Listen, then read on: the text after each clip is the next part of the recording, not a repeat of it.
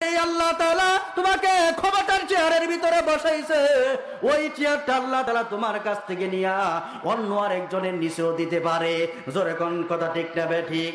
মুসলমান ভাইরা রে, আবার এই জন্য বলা হয়েছে হযরত ইব্রাহিম আলাইহিস সালাতু ওয়াস সালাম আল্লাহর কুদরতি খেলার রেফারির দায়িত্ব পালন করতেছে। মাঝখানে দাঁড়ানোর পর ময়ূরকে লক্ষ্য করে ডাক দিয়ে বলল, আয় রে আয় ময়ূর, আমার কাছে আয়, আল্লাহর হুকুমে জিন্দা হইয়া আমার সামনে আয়। জোরে জোরে কোন সুবহানাল্লাহ।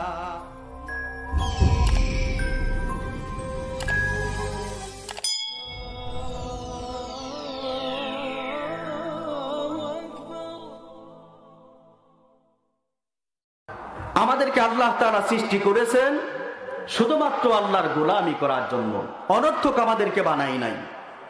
এক আয়াতের ভিতরে আল্লাহ তাআলা বলছে, আফা হাসিবতুম আন্নামা খালাকনাকুম আবাসা, তোমরা কি মনে করেছো আমি আল্লাহ তোমাদেরকে অনর্থক অযথা সৃষ্টি করেছি? না, কোশ্চেন কালেও না। ওয়ামা খালাকতুল জিন্না ওয়াল ইনসা ইল্লা লিয়াবুদুন, তোমাদেরকে শুধুমাত্র কেবলমাত্র একমাত্র সৃষ্টি করেছি আমি আল্লাহর গোলামি করার জন্য। সুবহানাল্লাহ, সুবহানাল্লাহ। আমি আল্লাহর ইবাদত করার জন্য। দুঃখজনক হলেও সত্য কথা, আজকে ইবাদত কোথায় আর আমরা কোথায়? ঠিক না বেটি? এখনো মসজিদে আজান হয়, মুসল্লিদের বড় অভাব। সময়তে ইমাম সাহেবের একাই নামাজ পড়তে হয়। কেন? আমাদেরকে তো আল্লাহ নামাজের জন্য সৃষ্টি করেছে। এখনো রমজান মাস আছে, দিনের বেলায় হোটেলে রমরমা ব্যবসা হয়। কেন? আমাদেরকে তো আল্লাহ রোজার জন্য সৃষ্টি করেছে। ঠিক না বেটি? ইবাদতের জন্য সৃষ্টি করার পরেও আমরা কেন ইবাদত করতে পারি না? তার কারণ হলো আমাদের দিলের ভিতরে ইবাদতের মালিক আল্লাহর কোনো ভয় নাই। ঠিক না বেটি? ইবাদতের মালিক আল্লাহর ভয় যদি আমাদের দিলে থাকতো, আজান শুনলে আর মসজিদের বাহিরে থাকতে পারতাম না। রমজান মাস আসলে আমরা দিনের বেলায় খাবার গ্রহণ করতে পারতাম না। আর আল্লাহর ভয় আমাদের দিলের ভিতরে কেন হয় না? অথচ আল্লাহ বলছে ভয় করার জন্য, ইয়া আইয়ুহাল্লাযীনা আমানুত্তাকুল্লাহা হাক্কা তুকাতিহি ওয়া লা তামুতুন্না ইল্লা ওয়া আনতুম মুসলিমুন। অনেক আয়াতের ভিতরে আল্লাহ তাআলা তাকওয়ার ব্যাপারে সতর্ক করেছে, আমাকে ভয় করো, আমাকে ভয় করো। আল্লাহকে ভয় করতে পারি না, যার কারণে আল্লাহর বিধানও মানতে পারি না। আর আল্লাহকে কেন ভয় করতে পারি না? তার একটা সার নির্যাস হলো আল্লাহর ক্ষমতা সম্পর্কে আমাদের অনেকের কোনো আইডিয়া নাই। ঠিক না বেটি? আসলে ভয় করে কাকে? যার সম্পর্কে আমার ধারণা আছে, জানা আছে, তার সম্পর্কে আমার ভিতরে ভয় তৈরি হয়। যেমন মেম্বার সাহেব ভয় করে চেয়ারম্যান সাহেবকে, কারণ চেয়ারম্যানের ক্ষমতা সম্পর্কে মেম্বারের জানা। যেরকম ঠিক না বেটি? চেয়ারম্যান সাহেব ভয় করে এমপি সাহেবকে, কেন? এমপির ক্ষমতা সম্পর্কে চেয়ারম্যানের জানা। উল্টা পাল্টা করলে এমপি সাহেব আমার কাছ থেকে হিসাব নিবে, প্রয়োজনে শাস্তির সম্মুখীন করবে। যেরকম ঠিক না বেটি? এমপি সাহেবের ভিতরে প্রধানমন্ত্রীর ভয়, কারণ প্রধানমন্ত্রীর ক্ষমতা সম্পর্কে এমপির খুব ভালোভাবে জানা আছে। উল্টা পাল্টা করলে প্রধানমন্ত্রী প্রয়োজনে আমাকে শাস্তির আওতায় নিতে পারে। দেশের জনগণ দেশের আইনের প্রতি এত ভক্তি শ্রদ্ধা কেন? আইন নঙ্গল করলে আমার 14 শিখের ভিতরে থাকতে হবে। ঠিক না বেঠি? ক্ষমতাশীলদের ক্ষমতা সম্পর্কে জানা থাকার কারণে তাদের বিধানগুলো আমরা ভালো লাগুক আর নাই লাগুক পুঙ্খানুপুঙ্খানুভাবে আদায় করি। আমরা ইবাদতের ক্ষেত্রে এত অনীহা কেন? কারণ ইবাদতের মালিক আল্লাহ যে কি পরিমাণ ক্ষমতাশীল, এই সম্পর্কে আমাদের অনেকের অনুমান নাই, ধারণা নাই। বিদায় আমাদের মনের ভিতরে তার সম্পর্কে কোনো ভয় তৈরি হয় না। কথা বাস্তব বললাম না বাস্তব বললাম? সন্তানের ভিতরে যদি বাপ মার ভয় তৈরি না হয়, ওই সন্তান কোনোদিন সুসন্তান হয় না, কুসন্তান হয়ে যায়। এই জন্য মুসলমান ভাইরা রে, আমার তেলাওয়াতকৃত আয়াতের মধ্যে আল্লাহ তাআলা এই বিষয়টাই বুঝিয়েছে, দুনিয়ার জমিনে যারা ইবাদত থেকে দূরে আসো বা দুনিয়ার ক্ষমতা পেয়ে আমি আল্লাহকে ভুলে আসো, তোমরা কান ফাড়ে শুনে নাও, তোমার ওই ক্ষমতার মালিকও আমি আল্লাহ। যেরকম সুবহানাল্লাহ। চেয়ারম্যান সাহেব যে গরম গরম কথা বলে চেয়ারম্যানই পায়া, ওই চেয়ারম্যানের চেয়ারের মালিক কে? জোরে কন। এমপি গিরির মালিক কে? প্রধানমন্ত্রীকে প্রধানমন্ত্রী বানাইছে কি? পৃথিবীতে যত নেতা আছে, যত পাওয়ারফুল নেতা দেখা যায়, সমস্ত নেতাকে নেতাগিরি দিছে আল্লাহ। জোরে কন ঠিক না বেঠি? তো নেতার হুকুম যদি আপনি এমন ভাবে পালন করেন, এই নেতাকে যদি নেতাগিরি দিল, তার বিধান থেকে কেমন করে দূরে থাকে মাথাই ধরে না। জোরে কন ঠিক না বেঠি? আজকে এমপি সাহেব যদি নির্দেশ করে চেয়ারম্যান সাহেবকে এলাকার ভিতরে 500 কাপড় বিতরণ করতে হবে, পাগল হয়ে যায়। 500 কাপড় বিতরণ না করলে এমপি আমার কাছ থেকে হিসাব নেবে, পরবর্তীতে নমিনেশন দেবে না, অথবা আমাকে শাস্তির আওতায় নিবে। এমপির নির্দেশ পালন করার জন্য পাগল হয়ে যায়। সামনে চেয়ারম্যানের নির্বাচন, এমপির পিছনে প্রার্থীরা এমন ভাবে ঘুরতেছে, কোন কাজ করলে এমপি আমার প্রতি খুশি হয়? জোরে কোন ঠিক না বেঠি? কোন হাদিয়াটা দিলে এমপি সাহেব আমার প্রতি খুশি হবে, সুদৃষ্টি দিবে? এমন নজির আমরা তাকায় দেখতেছি। এমপি সাহেবের জুতা, চেয়ারম্যান সাহেব কিন্তু হ্যাঁ, তারও কিন্তু পাওয়ার ক্ষমতা কম না। এমপি সাহেবের জুতা পর্যন্ত নিজের হাত দিয়ে মুইসা দিতেছে। জোরে কোন কথা ঠিক না বেঠি? কেন এত খেদমত? কারণ এমপির পাওয়ার সম্পর্কে চেয়ারম্যান জানে, এমপি যদি তার পাওয়ার আমার দিকে একটু না দেয়, আমার নেতাগিরি শেষ। জোরে কোন ঠিক না বেঠি? তো সামান্য এমপির নির্দেশ যদি এইভাবে পালন করেন, দিনে রাত্রে তার পিছনে মেহনত করেন, তার বিধিবিধানগুলা পালন করেন, তো আমরা তো সমস্ত নেতাদের নেতা, আল্লাহর গোলাম। সে আল্লাহর পাওয়ার সম্পর্কে জানা না থাকার কারণে আজকে আজান শুনলে আমরা মসজিদে যাইতে পারি না, রোজার মাস আসলেও আমরা রোজা রাখতে পারি না। ঠিক না বেঠি? তো আল্লাহ তার আয়াতের মধ্যে সেটাই বুঝাইল যে আমি আল্লাহ হলো সমস্ত ক্ষমতার অধিকারী। তো আমি আল্লাহকে কেমন করে তোমরা ভুলে থাকো? আসলে ক্ষমতাশীলদেরকে যদি ভয় করো, তো আমি আল্লাহকে কেন ভয় করো না? আমি আল্লাহর ক্ষমতা কি দুনিয়ার ক্ষমতাশীল নেতার চাইতে কম? না, ওকে নেতাগিরি দিয়েছি আমি আল্লাহ, সমস্ত ক্ষমতার অধিকারী আমি আল্লাহ। আল্লাহ সেই কথাই বলতেছি, কুলিল্লাহুম্মা মালিকাল মুলকি তুতিল মুলকা মান তাশাউ ওয়া তানজিউল মুলকা মিম্মান তাশাউ ওয়া তুইজ্জু মান তাশাউ ওয়া তুযিল্লু মান তাশাউ বিয়াদিকাল খায়র ইন্নাকা আলা কুল্লি শাইইন কাদির। আমার আল্লাহ রাব্বুল আলামিন পয়গম্বর মুহাম্মদুর রাসূলুল্লাহ সাল্লাল্লাহু আলাইহি ওয়াসাল্লামকে ডাক দিয়ে বলল, বন্ধু, তামাম পৃথিবীকে জানিয়ে দাও, হে আল্লাহ মালিকাল মুলকি, হে সমস্ত মুলকের মালিক, হে সমস্ত নেতাদের মালিক, আপনি যাকে ইচ্ছা তাকে নেতাগিরি দান করেন এবং আপনি যাকে ইচ্ছা তার কাছ থেকে নেতাগিরি উঠায় নেন। জোরে কোন কথা ঠিক না বেঠিক? মুসলমান ভাইরা রে আমার, এর মাধ্যমে আমার আল্লাহ বুঝাইলেন, আমার আল্লাহ ইচ্ছা করলে কাউকে নেতা বানাইতে পারে। আমার আল্লাহ যদি ইচ্ছা করে নেতা থেকে, নেতাগিরি থেকে, নেতার আসন থেকে আমার আল্লাহ কানটা দইরা উঠাইয়া দিতে পারে। জোরে কোন কথা ঠিক না বেঠিক? অত ইজ্জুমান্তাসা আমার আল্লাহ পরবর্তীতে বর্ণনা করলেন, আমার আল্লাহ ইজ্জতের মালিক, আমার আল্লাহ হলো বেইজ্জতির মালিক। আমার আল্লাহর কাছে সমস্ত ভালো মন্দ সব কিছু আল্লাহর হাতে। ইন্নাকা আলা কুল্লি শাইইন কাদির, আয়াতের শেষ অংশে আল্লাহ বর্ণনা করলেন আমার আল্লাহ, ইন্নাকা অবশ্যই আমার আল্লাহ, তার মানে রাসূল বলতেছে ইন্নাকা আলা কুল্লি শাইইন কাদির, আপনি সমস্ত ক্ষমতার অধিকারী, সমস্ত ক্ষমতার মালিক হলো আল্লাহ তুমি। এই কথাটা আল্লাহ তার বন্ধু মুহাম্মদুর রাসূলুল্লাহর মাধ্যমে গোটা পৃথিবীতে এলান করার নির্দেশ করলেন। জোরে কোন কথা ঠিক না বেঠিক? তাহলে আয়াতের মাধ্যমে বোঝা গেল আমার চেয়ারম্যান গিরির মালিক আমি না, আমার এমপি গিরির মালিক আমি না, সবকিছুর মালিক হলো আল্লাহ। জোরে কোন ঠিক না বেঠিক? তো সবকিছুর মালিক যদি আল্লাহ হয়, তার ক্ষমতা কত বেশি খেয়াল করে দেখছে? সামান্য ইউনিয়নের চেয়ারম্যান হলে যদি তার শরীর এত গরম থাকে, সামান্য থানার এমপি হলে যদি তার এত পাওয়ার থাকে, বাংলাদেশের মতো ছোট্ট একটা দেশের ক্ষমতা পাইলে যদি এত পাওয়ার থাকে, গোটা সৃষ্টি জগতের ক্ষমতা যার হাতে, সেই আল্লাহর ক্ষমতা কত বেশি। যেরকম ঠিক না বেটি?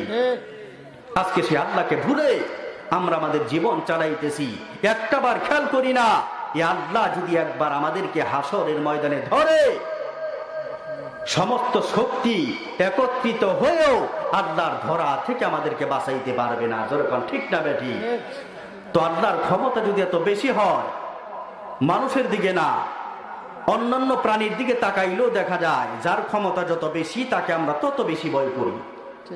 আমাদের সমাজে দেখা যায় ছোট্ট ছোট্ট কালো পিপিলিকা দেখা যায়। পিপিলিকা চেনেন না? পিঁপড়া বলা হয় যাদেরকে। এই কালো পিঁপড়ার চাইতে আমরা লাল পিঁপড়াকে বেশি ভয় করি। যেরকম ঠিক না বেটি? বলেন তো কেন ভয় করি? কারণ কালো পিঁপড়ার চাইতে লাল পিপিলিকার পাওয়ার বেশি।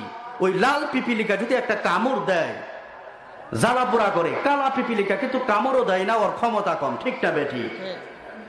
একটা বিড়ালের চাইতে আমরা কুকুরকে বেশি ভয় করি। কেন? বিড়ালের চাইতে কুকুরের গায়ে ক্ষমতা বেশি। একটা কুকুরের চাইতে আমরা বাঘ সিংহকে বেশি ভয় করি। কেন? কারণ ওদের গায়ে ক্ষমতা বেশি। ঠিক না বেটি?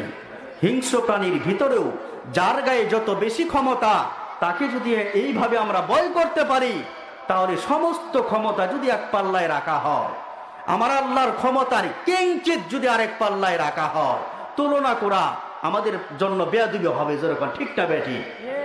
এত ক্ষমতা যে আল্লাহর হাতে, সেই আল্লাহর বিধান পালন না করি, সে আল্লাহকে ভয় না করে কিভাবে আমরা ইবাদত থেকে দূরে থাকি? একটু গভীরভাবে বালিশের উপর মাথা দিয়ে, প্রয়োজনে বালিশের নিচে মাথা দিয়ে একটাবার চিন্তা করে যে ক্ষমতাকে যদি আমরা এত ভয় করি, তো আল্লাহর ক্ষমতাকে আমরা কোথায় রাখলাম? তার মানে আল্লাহ যে ক্ষমতাশীল, এইটা আমরা দিল থেকে মানতে পারি না। যেরকম ঠিক না বেটি? যদি দিল থেকে মানতাম যে আল্লাহ হলো সবচেয়ে ক্ষমতাশীল, তাহলে আজান সন্ধ্যার বাহিরে থাকতে পারতাম না। রোজার মাসে দিনের বেলায় মহিলাদের কাপড় দিয়ে হলেও চার দোকানে পর্দা টানিয়ে তারপর আমরা ভিতরে চা বক্ষণ করি। ঠিক না বেঠি? একটা বার চিন্তা করবেন, ইচ্ছা করলে আল্লাহ ওই সময় ফেরেশতা পাঠায়া আপনার খানা বন্ধ করে দিতে পারতো, দেয় না। আল্লাহ আপনাকে সুযোগ দিতেছে, দেখি না বান্দা ফিরে আসে কিনা। ইচ্ছা করলে আল্লাহ নামাজের সময় আসমান বাহিনী পাঠায়া পিটায়া সকলকে মসজিদের ভিতরে ঢুকাইতে পারতো, কি পারতো না? তারপরও সুযোগ দিতেছে। দুনিয়া হলো পরীক্ষার হল, আমাদের বিবেকের পরীক্ষা হবে। কার বিবেক কোন দিকে খাটাইলাম এর হিসাব দিতে হবে। মুসলমান ভাইরারে আমার, আল্লাহ যে এত বেশি ক্ষমতাশীল, আল্লাহ যে এত ক্ষমতার অধিকারী, এই বিষয়টা হযরতে ইব্রাহিম আলাইহিস সালাতু ওয়াস সালাম একবার আল্লাহ তাআলার কাছে প্রশ্ন করেছিল, আল্লাহ তোমার তো অনেক ক্ষমতা, আমাদের সবকিছুর ক্ষমতা তোমার হাতে, সমস্ত ক্ষমতার মালিক তুমি, এমনকি আমাদের হায়াতের মালিকও তুমি, আমাদের মৌতের মালিকও তুমি। একজন মানুষকে হায়াত দিতে পারো, আবার তাকে মৌতও দিতে পারো, আবার মৌত দেওয়ার পর তাকে জিন্দাও বানাইতে পারো। এত ক্ষমতার অধিকারী তুমি। যেরকম ঠিক না বেঠি? মুসলমান ভাইরারে আমার, তো আল্লাহকে একবার বললো, আল্লাহ সমস্ত ক্ষমতার মালিক যেহেতু তুমি, তো তোমার ক্ষমতা আমি একটু দেখতে চাই।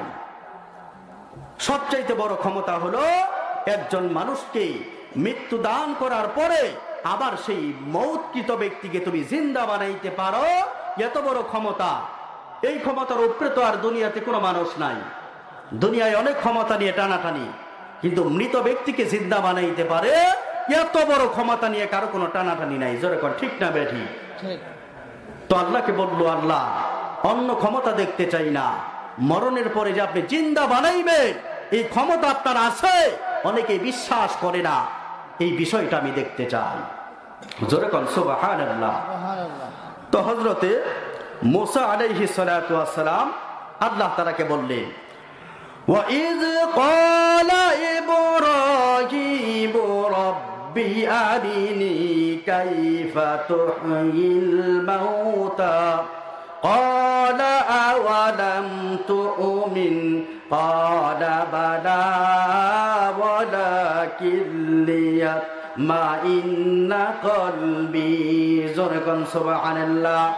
হযরত ইব্রাহিম আলাইহিস সালাতু ওয়াস সালাম আল্লাহকে ডাক দিয়ে বলল, আল্লাহ কেমন করে আপনি মৃত্যু দেওয়ার পর তাকে জিন্দা বানান, এত বড় ক্ষমতা আপনার, কেমন করে তৈরি করবেন? কারণ দুনিয়ার জীবন শেষ হওয়ার পর পরকালের জিন্দেগিতে আপনি আবার একজন মানুষকে জিন্দা বানায় তার হিসাব নেবেন। দুনিয়ার মানুষ অনেকে বিশ্বাস করে না আল্লাহ এত বড় ক্ষমতার মালিক তুমি, এই বিশাল ক্ষমতা আমি নিজের চোখে দেখতে চাই। জোরে কোন সুবহানাল্লাহ। আমার আল্লাহ হযরত ইব্রাহিমকে ডাক দিয়ে বলল, ইব্রাহিম তুমি কি আমার ক্ষমতা সম্পর্কে সন্দেহ করো? তুমি কি মনে করো আমার ভিতরে এমন ক্ষমতা নাই? আমার হযরত ইব্রাহিম আলাইহিস সালাতু ওয়াস সালাম বলেন, বালা ওগো রব্বুল আলামিন, অবশ্যই আমি বিশ্বাস করি, অবশ্যই আমি বিশ্বাস করি, তবে কেন দেখতে চাই? আমার অন্তরের প্রশান্তির জন্য। জোরে কোন সুবহানাল্লাহ। মুসলমান ভাইরা রে আমার, কেন হযরত ইব্রাহিম আলাইহিস সালাতু ওয়াস সালাম নিজের অন্তরের প্রশান্তির জন্য এমন একটা দরখাস্ত করলেন? তিনি তো পয়গম্বর, অন্যরা দরখাস্ত করলে চলতো, তিনি নবী হয়ে কেমন করে এমন দরখাস্ত করলেন? জোরে কোন ঠিক না বেঠিক? এর কারণ হলো হযরত ইব্রাহিম আলাইহিস সালাতু ওয়াস সালাম কঠিন একটা পরিস্থিতির সম্মুখীন হয়েছিল। ওই জায়গা থেকে হযরতে ইব্রাহিমের কলিজার ভিতরে শুধু কল্পনা জল্পনা, একটা বার যদি আমি দেখতাম আল্লাহ কেমন করে মৃতকে জিন্দা বানায়, তাহলে ওই কঠিন পরিস্থিতির ভিতরে ওই নাফরমানকে দাঁত ভাঙ্গা জবাব দিতে পারতাম। জোরে জোরে কোন মারহাবা। কেমন পরিস্থিতিতে হয়েছিল? একবার হযরত মুসা আলাইহিস সালাতু ওয়াস সালামের, হযরত ইব্রাহিম পয়গম্বরের জামানায় বাদশা ছিল নমরুদ। আমরা সকলেই জানি, ঠিক না বেঠি? নমরুদ তো পাওয়ারফুল একজন বাদশার নাম। গোটা বিশ্বে 4 জন লোক গোটা বিশ্বের বাদশা ছিল। তন্মধ্য থেকে 2 জন হলো মুসলমান আর 2 জন হলো বিধর্মী। 2 জনের মধ্য থেকে একজন হলো নমরুদ। গোটা বিশ্ব ছিল নমরুদের আঙ্গুলের ইশারায় চলতো। সরকার ছিল একজন, গোটা বিশ্ব ছিল নমরুদের আন্ডারে। এত বড় পাওয়ারফুল ক্ষমতা ছিল নমরুদের। নমরুদের জামানায় বিশাল বড় একটা দুর্ভিক্ষ দেখা দিল, খাবারের অভাব। এত বড় বিশাল বড় পাওয়ারফুল নেতা হওয়ার কারণে যা হয়, নিজেকে এক সময় খুদা বলে দাবি করলো। এত ক্ষমতার মালিক যেহেতু আমি, তাহলে আমি নিজেই তো আল্লাহ, আমাকে সকলে আল্লাহ বলবা। এখন থেকে আর বস বলা ভালো লাগে না। অনেকদিন শুনছি আমাকে বাদশাহ মশাই বলেছেন, আমাকে হুজুর বলেছেন, আমাকে বস বলেছেন। বস তো শুনতে শুনতে আর ভালো লাগে না, বাদশাহ বলছেন আর ভালো লাগে না। এখন থেকে আমাকে রব বলতে হবে। জোরে কোন নাউজুবিল্লাহ। দীর্ঘদিন ক্ষমতা পাইলে যে অবস্থা হয়, জোরে কোন ঠিক না বেঠিক? মুসলমান ভাইরা রে আমার, এই জন্য দীর্ঘদিন ক্ষমতায় থাকলে ভিতরের অবস্থা পরিবর্তন হয়ে যায়। শয়তান তাকে কুমন্ত্রণা দিয়ে মজা পায়। মুসলমান ভাইরা রে আমার, নমরুদ দীর্ঘদিন ক্ষমতায় থাকার কারণে, বড় বাদশা হওয়ার কারণে, তিনি এক পর্যায়ে বলল, বাদশা অনেকদিন শুনছি, সরকার অনেকদিন শুনছি, বস বস অনেকদিন শুনছি, আর ভালো লাগে না। এখন থেকে একটা ডাক শোনা বাকি আছে, সেটা হলো রব। আমার আল্লাহ বলে ডাকবা, আমি তোমাদের রব। কারণ তোমাদের সবকিছুর ব্যবস্থা তো আমি করি, আমি বাদশা না, আমি তো সরকার। অতএব আমার আজকে থেকে রব বলবা। মুসলমান ভাইরা রে আমার, দেশের মানুষ নিরুপায়, সকলেই রব বলতে আরম্ভ করলো। যখনই কোনো জিনিস দেয়, কয় তোমাকে এই জিনিসটা দিলাম, কয় হ্যাঁ দিলেন। কয় যে দেয় হ্যাঁ তো রব হয়, কয় হ্যাঁ যে দেয় হ্যাঁ রব হয়। তাহলে আমি তোমার রব, কয় তাহলে আপনি আমার রব। এইভাবে করে সকলের কাছ থেকে স্বীকারোক্তি নিতে আরম্ভ করলেন। একদিন এরকম চাউল ডাউল রিলিফের মাল বিতরণ করতেছে মজলিসের ভিতরে, কাতারের ভিতরে সকলেই লাইন ধরে মাল সামানা নিতেছে, চাউল নিতেছে, ডাউল নিতেছে, রিলিফের মাল যেগুলো আছে। সরকারি মাল তো জনগণ সকলেরই অধিকার। জনগণ ঠিক না বেঠি? দেশে যতগুলো জনগণ আছে প্রত্যেকেরই অধিকার। কাতারের ভিতরে দলবদ্ধভাবে কাতার বন্দী হয়ে রাষ্ট্রীয় গুদাম থেকে রিলিফের মাল নিতেছে। নমরুদ পাশ থেকে দেখতেছে, সকলে মাল নিতেছে। দূর থেকে তাকায় দেখে ওই কাতারের ভিতরে হুজুরের মতো একটা লোক দেখা যায়। মোল্লা, মৌলবী যাদেরকে বলা হয়, দেখা যায় কাতারের ভিতরে একটা মৌলবী দেখা যায়, হুজুর হুজুর দেখা যায়। কে লোকটা? তাকে একটু ক্রিটিসাইজ করার জন্য নমরুদ নিকটে চলে আসছে। আসার পরে দেখে হুজুরটা আর কেউ না, হুজুর হলো জামানার পয়গম্বর হযরত ইব্রাহিম আলাইহিস সালাতু ওয়াস সালাম। জোরে কোন সুবহানাল্লাহ। মুসলমান ভাইরারে আমার, হুজুর দেখলে তো এমনিতে আমাদের শরীরে অনেকের চুলকানি শুরু হয়, ঠিক না বেঠি? কিভাবে হুজুরকে একটা কথা বলে একটু অপমান করা যায়, কিভাবে হুজুরকে একটা কথা বলে একটু লজ্জিত করা যায়, কিভাবে হুজুরকে একটা কথা বলে মান সম্মানের আসন থেকে একটু নিচা করা যায়, এইরকম চিন্তা ফিকির সমাজের এক শ্রেণীর মানুষের হৃদয়ের ভিতরে আছে। যেরকম ঠিক না বেঠি? ওরা মনে করে হুজুরকে একটু অপমান করতে পারলে মনের ভিতর বড় তৃপ্তি লাগে, ক্রিটিসাইজ করতে পারলে বড় তৃপ্তি লাগে। তো নমরুদও হুজুরকে একটু ক্রিটিসাইজ করার জন্য নিকটে চলে আসছে। আসার পরে বলতেছে, কে তুমি? ইব্রাহিম নাকি? কয়, হ্যাঁ আমি ইব্রাহিম। এই মস্করা শুরু হয়ে গেল। হুজুর দেখলে যা হয়, আমরা রাস্তাঘাটে চলি, অনেক সময় কয় কিচ্ছু বলি না তাকে, আমাদেরকে দিকে তাকায় বন্ধু বান্ধবরা আলাপ করে, এই মোল্লারাই জামা কাপড়ের দাম বাড়াইলো, দেখো কত বড় বড় জামা গাইতে ঘুরতেছে। যেরকম ঠিক না বেঠি? মোল্লাদের জ্বালায় ষাটের জন্য অল্প একটু কাপড় কিনতে যাব, দাম বাইরে গেছে। এত বড় বড় জব্বা বানাইলে দাম বাড়বে না, কি হবে? অযথা ক্রিটিসাইজ করে আমাদেরকে। যেরকম ঠিক না বেঠি? মুসলমান ভাইরারে আমার, আমরা না হয় সুন্নতি লেবাস পালন করতে গিয়া জামা কাপড়ের দাম বাড়াইলাম, তো বিড়ি সিগারেটের দাম কেরা বাড়াইলো? আমরা বলতে পারি না ভাই? আমাদেরকে দেখা যদি কয় লম্বা লম্বা জামা দেখলে আমাদেরকে নিয়ে উপহাস করে, কয় মোল্লারা পরের বাড়ি খাইতো, লম্বা লম্বা জামা বানায়া কাপড়ের দাম বাড়াইছে। একটা শার্ট বানাইতে গেছিলাম, পারলাম না মোল্লাদের কারণে, কাপড়ের দাম বাইরে গেছে।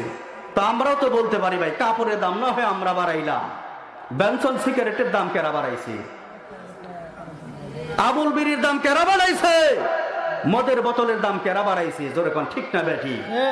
কথা বললে অনেকভাবে বলা যায় ভাই, বলি না, কারণ আমরা তো রসুলের আদর্শে আদর্শবান, আমাদেরকে আদব শিক্ষা দিয়েছে রসুল।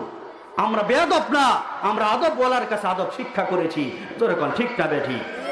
মাথায় টুপি দেখলে কত উপহাস, মুখে দাড়ি দেখলে কত তিরস্কার। মুসলমান ভাইরারে আমার, যাই হোক, ক্রিটিসাইজ করার জন্য বর্তমান সমাজও এক শ্রেণীর লোক আছে, মুখে দাড়ি দেখলে, মাথায় টুপি দেখলে, লম্বা জামা দেখলে তাদের শরীরে শুধু আগুন জ্বলে আর চুলকায়। কিভাবে একটা কথা বলে তাকে একটু অপমান করা যায়? জোরে কোন ঠিক না বেঠি? তো তারে বলতেছে, ইব্রাহিম পয়গম্বরে বলতেছে, ইব্রাহিম তোমাকে আমি ডাল দিতে রাজি আছি, চাউল দিতে রাজি আছি, যা চাও সব সুযোগ সুবিধা দিতে রাজি আছি, শর্ত হলো আমি যা বলবো তোমার তাই করতে হবে। জোরে কোন নাউজুবিল্লাহ। আছে ভাই, নমরুদের চেলাপালা এখনো আছে। এখনো সমাজে হুজুরদেরকে লক্ষ্য করে মাইকের সামনে দাঁড়িয়ে দাঁড়িয়ে এমন কথা বলে, জোরে কোন ঠিক না বেঠি? ডাক দিয়ে বলে, আমাদের দেশে যদি থাকতে চাও আমাদের কথা মতো চলতে হবে, যদি চলো তোমাদেরকে ডাউল দেব, চাউল দেব, কুরবানির চামড়া দেব, যদি কথা না মানো তাহলে হাত পাও ভেঙ্গে জেলখানার ভিতরে পড়বো। এমন কথা আছে না ভাই? যেরকম আছে না নাই? আমরা যা বলবো সব সাপ মৌলবীরা শুনবা, যদি না শুনো হাত ভাঙবো, পা ভাঙবো, প্রয়োজনে জেলখানায় বন্দি করে রাখবো, তাও যদি না পারি চকলেটের মতো প্যাকেট কইরা লাত্তি দিয়া পাকিস্তান পাঠিয়ে দেবো। যেরকম ঠিক না বেঠি? এমন কথা সমাজে বলে না ভাই? মুসলমান ভাইরারে আমার, যারা নেট চালান তারা খুব ভালো করেই বুঝতেছে এমন কথা সমাজে চলে। উলামায়ে কেরামকে লক্ষ্য করে যে দেশে থাকতে হলে বোবার মতো থাকবা, আমাদের নির্দেশ মেনে চলবা, না হয়তো পাকিস্তান পাঠিয়ে দেব। জোরে কোন নাউজুবিল্লাহ। মুসলমান ভাইরারে আমার, ওই ভাই চিন্তা ভাবনা করে না এই জবানের মালিক তো আমি না, এই জবানের মালিক হলো আল্লাহ। আমার মতো অনেক যুবকের জবান আল্লাহ বন্ধ করে রাখছে, ঠিক না বেঠি? জবান দিয়েছে আল্লাহ, ক্ষমতা দিয়েছে, ক্ষমতার বাহাদুরি যদি এইভাবে দেখাও তোমার জবান বন্ধ করতে আল্লাহ সেকেন্ড সময়ও লাগবে না। তোমার মতো অসংখ্য যুবককে আল্লাহ তাআলা হাসপাতালের বেডে শুয়ে রাখছে। জোরে কোন ঠিক না বেঠি? আবার কয় আসো মুরব্বীদেরকে বলে আসো মাঠে খেলা হবে, জোরে কোন ঠিক না বেঠি? আরে বেটা তোর সাথে কি খেলবো? নতুন নতুন খেলা শিখলে শুধু খেলতে চায়, জোরে কোন ঠিক না বেঠি? পুরান খেলোয়াড়রাও তো সহজ না, ডাকলেই শুধু মাঠে আসে। নতুন খেলোয়াড় হইলে শুধু কয় বল নিয়ে মাঠে চল। দুপুর রোদের বেলায় তখনও কয় দোস্ত ল খেলে আসি। নতুন নতুন খেলা শিখছে, জোরে কোন ঠিক না বেঠি? হুজুরদেরকে ডাক দেয়, কয় আও মাঠে খেলা হবে। মুসলমান ভাইরারে আমার, ও জানে না মুসলমান রসুলের সৈনিকেরা এরা নতুন খেলোয়াড় না, এরা অনেক পুরান খেলোয়াড়। তুই তো জানোস না, তোর মুরব্বী আবু জাহেল্লা খুব টের পাইছিল যে রসুলের সৈনিকেরা উলামায়ে কেরামের দল কেমন দক্ষ আর কেমন পুরান খেলোয়াড়। তুই টের পাস নাই, তোর মুরব্বী আবু জাহেল টের পাইছি, জোরে কোন ঠিক না বেটি? এ আবু জাহেলও কইছিল আয়ো খেলা হবে। মোহাম্মদ রে কয় মোহাম্মদ আয়ো মাঠে খেলা হবে। বাস মাঠে উপস্থিত, মাঠের নাম বদর প্রান্তর, জোরে কোন ঠিক না বেটি? বদরের মাঠে খেলা শুরু হয়েছে। মুসলমানদের পক্ষে প্লেয়ার নাই, ওদের প্লেয়ারের অভাব নাই। বদর প্রান্তে খেলা শুরু হয়েছে। ওই বদরের মাঠে একেবারে বোল্ড আউট হয়ে গেছে আবু জাহেল, জোরে কোন ঠিক না বেটি? মুসলমানরা ভাই নতুন খেলোয়াড় না, মুসলমানরা পুরান খেলোয়াড়, দক্ষ খেলোয়াড়। তুমি টের পাও নাই, আবু জাহেল টের পাইছি। মুসলমান ভাইরারে আমার, আবু জাহেল যখন বদর প্রান্তে রসুলের সৈনিকদের জন্য, রসুলের সৈনিকদের সাথে খেলার জন্য মাঠের ভিতরে উপস্থিত হলো। আবু জাহেল বলেছিল আসো খেলা হবে, খেলা হবে। আল্লাহর পয়গম্বর প্লেয়ার নিয়ে ময়দানে হাজির হয়ে গেছে, জোরে কোন ঠিক না বেঠি? ও দুনিয়ার মুসলমান ভাইরারে আমার, আমার আল্লাহ রাব্বুল আলামিন দেখলেন আমার দলের কোন খেলোয়াড়ের মাধ্যমে যদি ওদের দলের বড় খেলোয়াড়কে বোল্ড আউট করি, আমার খেলোয়াড়ের মান সম্মান থাকে না। এই জন্য না, কোন খেলোয়াড়ের মাধ্যমে বোল্ড আউট করা যাবে না, বরং আমাদের মুহাম্মাদের দলের, হুজুরদের দলের যেই লোকটা কোনো খেলোয়াড় না, খেলোয়াড়দের সহযোগী হিসাবে ময়দানে উপস্থিত করা হয়েছে। খেলোয়াড় না, খেলোয়াড়দের পানি নিয়ে দিবে, খেলোয়াড়দের ব্যাগ বোঝা বহন করবে, এমন একটা সহযোগীর মাধ্যমে, সহযোগীর হাতে আল্লাহ তাআলা ওদের সবচেয়ে বড় খেলোয়াড় আবু জাহেলকে বোল্ড আউট বানিয়ে দিয়েছে, যেরকম ঠিক না ব্যাটো? মুসলমান ভাইরারে আমার, মুআদ আর মুআব্বাস দুইজন ভাই, একজনের বয়স বলা হয়েছে 7 থেকে 8 বছর, আরেকজন বড় ভাইয়ের বয়স হলো 11 থেকে 12 বছর। এই অল্প বয়সের দুইটা সন্তান জিহাদের ময়দানে যাবে, কাতারবন্দি হয়ে গেছে। রাসূল তাদেরকে জিহাদের ময়দানে নেবে না, কারণ তারা জিহাদে যাওয়ার উপযুক্ত না, বয়স হয় নাই। আল্লাহর রাসূল তাকায় দেখলো বৃদ্ধাঙ্গুলের উপর ভর করে দুইটা ভাই কাতারে দাঁড়িয়ে গেছে মাপে টিকার জন্য, স্কেলে যেন টিকে যায়, বৃদ্ধাঙ্গুলের উপর ভর করে দাঁড়িয়ে গেছে। আল্লাহর পয়গম্বর তাদের আগ্রহ দেখে অবাক হয়ে গেল। মুসলমান ভাইরারে আমার, যেই মাত্র স্কেলটা টেনে দিল, বড় ভাই কোন রকম স্কেলের ভিতরে মাপের সাথে টিকে গেল, বড় ভাই তারপর ছোট ভাই তারপরও টিকে না। আল্লাহর নবী বলে তোমাকে নেওয়া যাবে না, কারণ তুমি যুদ্ধের ময়দানে যাওয়ার মতো মাপ এখনো হয় নাই। ছোট ভাই বলে হুজুর, যুদ্ধের ময়দানে যাওয়ার জন্য শক্তির প্রয়োজন হয়। আমার যে বড় ভাইকে আপনি যুদ্ধের ময়দানে মাঠে খেলার জন্য অনুমতি দিয়েছেন, আমি আমার বড় ভাইয়ের চাইতে বেশি শক্তিশালী, অতএব আমাকেও নিতে হবে। জোরে কোন সুবহানাল্লাহ। আল্লাহর রাসূল আগ্রহ দিয়ে অবাক হয়ে গেল, কয় তোমাকে শক্তি যে তোমার বেশি কেমন করে বুঝবো? ছোট ভাই কয় তাহলে কুস্তিতে লাগাইয়া দেন। জোরে কোন সুবহানাল্লাহ। কুস্তি লাগে দুই ভাইয়ের, দেখি কার শক্তি বেশি। আল্লাহর রাসূল আর আবেগ ধরে রাখতে পারলেন না, সাথে সাথে বলল শক্তি লাগো, কুস্তি লাগো। দুই ভাই কুস্তি আরম্ভ হয়ে গেল। এবার ছোট ভাই চোখের ইশারায় বড় ভাইকে কন্দনরত অবস্থায় ভাঙ্গা ভাঙ্গা চোখে বড় ভাইকে ইশারা করে বোঝাইতেছে, বড় ভাই আপনি তো মাপে টিকে গেছেন, অর্ডার হয়ে গেছে, আপনারটা ক্যান্সেল হবে না। ও ভাই আপনার কাছে অনুরোধ, আমি জানি তোমার সাথে আমি পারবো না, তারপর আজকের দিনটা যদি আমার সাথে পরাজয় বরণ করো, আল্লাহর নবী আমাকে জিহাদের ময়দানে নেবে, আল্লাহর পক্ষে রাসূলের পক্ষে আবু জাহেলের বিরুদ্ধে আমি খেলায় লিপ্ত হতে পারবো। জোরে কোন সুবহানাল্লাহ। মুসলমান ভাইরারে আমার আলোচনা লম্বা করে বলবো না। এবার দুই ভাই কুস্তিতে লেগে গেল। বড় ভাই কৌশলে জমিনে শুয়ে পড়লো, ছোট ভাই বুকের উপর বসে গেল। বুকের উপর বসে এবার রসুলকে বলতেছে, ও আল্লাহর রসুল, তাকায় দেখেন কত শক্তি। জোরে কোন সুবহানাল্লাহ। আসলে শক্তি না কৌশল, রসুলকে বোঝে নাই, সব বুঝছে। আসলে ওরা যুদ্ধে যাওয়ার কোন প্লেয়ার না, ওরা মাঠে খেলার মতো কোন প্লেয়ার না। তারপরও তাদের আগ্রহ দেখে আল্লাহ রসুল আর রেখে যেতে পারলেন না। মনে মনে চিন্তা করলেন, যেই খেলোয়াড়রা বদরের প্রান্তে খেলবে, হয়তোবা তাদেরকে পানি নিয়ে দিতে পারবে, হয়তোবা তাদের একটা জামা নিয়ে দিতে পারবে, সহযোগী হিসাবে কাজ করতে পারবে, নিয়ে যায়। মুসলমান ভাইরা রে আমার, এবার বদর প্রান্তে উপস্থিত হয়ে গেছে আব্দুর রহমান ইবনে আউফ।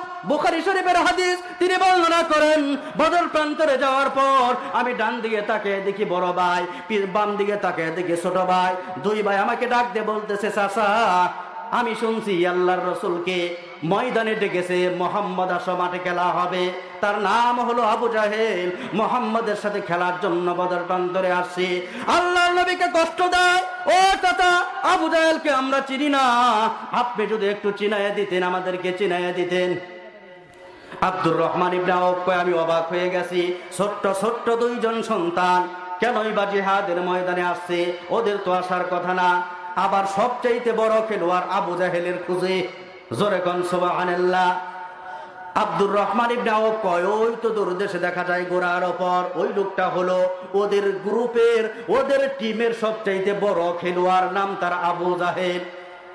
হযরত আব্দুর রহমান ইবনে আউফ বলে, এই কথা বলতে দেরি আমি তাকে দেখি, ডান দিকে বড় ভাই নাই, বাম দিকে ছোট ভাই নাই। ছোট্ট দুইটা ভাই বাস পাখির মতো দৌড়াইতে আরম্ভ করছে।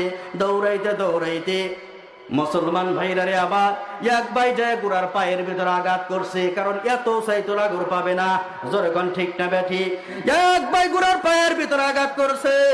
মুসলমান ভাইরারে আমার তরবারি দ্বারা ওই জায়গার ভিতরে খেলা শুরু হয়ে গেছে। জোরে কোন সুবহানাল্লাহ। মুসলমান ভাইরারে আমার, যে আবু জাহেলের নাম শুনলে অন্য মানুষেরা পর্যন্ত ভয় পাইত। ছোট্ট দুইজন খেলোয়াড় না, খেলোয়াড়ের সহযোগী, এই সহযোগী দুইজন আবু জাহেলের নিকটবর্তী হইয়া এমন ভাবে আবু জাহেলের উপর আক্রমণ করলো, এমন ভাবে আক্রমণ করলো, কিছুক্ষণের ভিতরে এই ছোট্ট দুইটা সন্তানের হাতে আবু জাহেল নামক সবচাইতে বড় খেলোয়াড় সরাসরি বোল্ড আউট হয়ে গেলেন। জোরে কোন মারহাবা। খেলোয়াড় না কিন্তু ওরা দুই ভাই হলো খেলোয়াড়দের সহযোগী।